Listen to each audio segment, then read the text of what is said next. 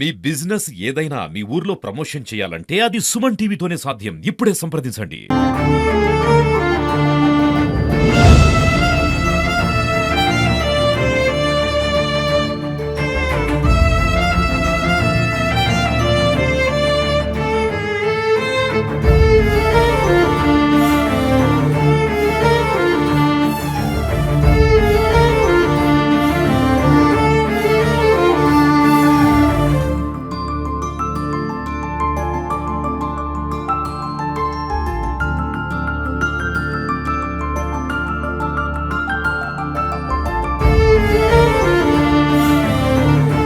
తన ప్రేమ కోసం కన్న వాళ్ళను సైతం వదిలిపెట్టుకొని కట్టుకున్న వారితో కోటి ఆశలతో సాంసారిక జీవితంలో అడుగు పెడితే తన ఆశలు ఆదిలోని అడియాశలు అయితే అని అనుకోలేదు ఈ అభాగ్యురాలు. ప్రస్తుతం ఇదంతా పరువు హత్య కేసు అనొచ్చు, కులహంకార హత్య కేసు అనొచ్చు. ఏ హత్య అయినా కూడా మొత్తంగా ఇందులో ఒంటరిగా మిగిలిపోయింది మాత్రం మనం చూస్తున్న భార్గవి. ఈరోజు స్నేహితుల కన్నీటి నివాళులు, కట్టుకున్న భార్య మొత్తం కన్నీరు ఇంకిపోయేలా చేసిన కన్నీటి మొత్తం సంద్రంలో కూడా ఈరోజు 10వ రోజు వేడుకలు అయితే అంగరంగ విషాదకరమైన వాతావరణంలో జరిగాయి. ప్రస్తుతం మనం చూడొచ్చు, కృష్ణ సమాధి వద్ద ఉన్నాం.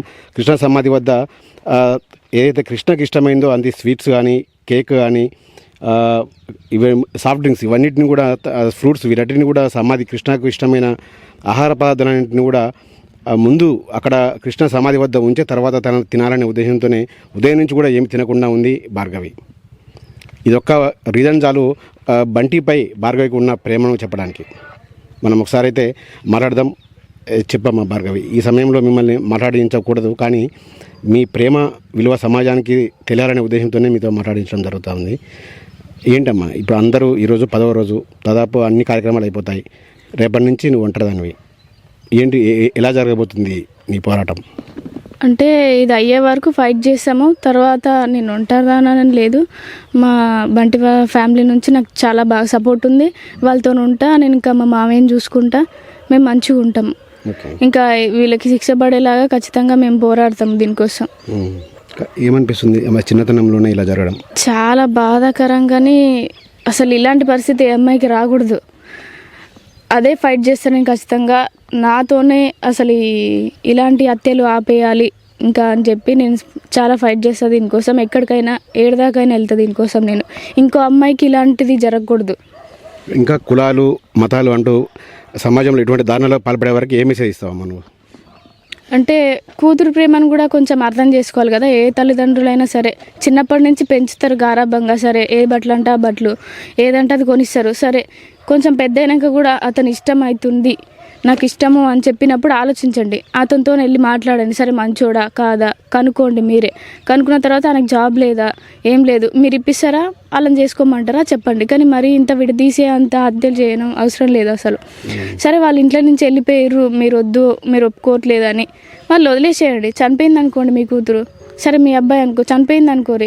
ఎందుకు ఇలాంటివి చేయడం? మీ ఆస్తి కోసం వస్తుందా మీ ఇంటికి? ఇంకా దేనికోసం వస్తుందా? ఫుడ్ హ్యాబిట్స్ కృష్ణకి ఎలా ఉండేవమ్మా? ఎక్కువ చూస్తే స్వీట్స్ ఉన్నాయి కదా, ఎక్కువ స్వీట్స్ ఇష్టపడేవాడా? స్వీట్స్, చిప్స్, కూల్ డ్రింక్స్ ఇవన్నీ బాగా తింటాడు. ఓకే. ఇంకా చదువు కంటిన్యూ చేస్తావా? ఏదైనా జాబ్ కోసం ట్రై చేస్తున్నావా? స్టడీ కంటిన్యూ చేస్తాను నేను.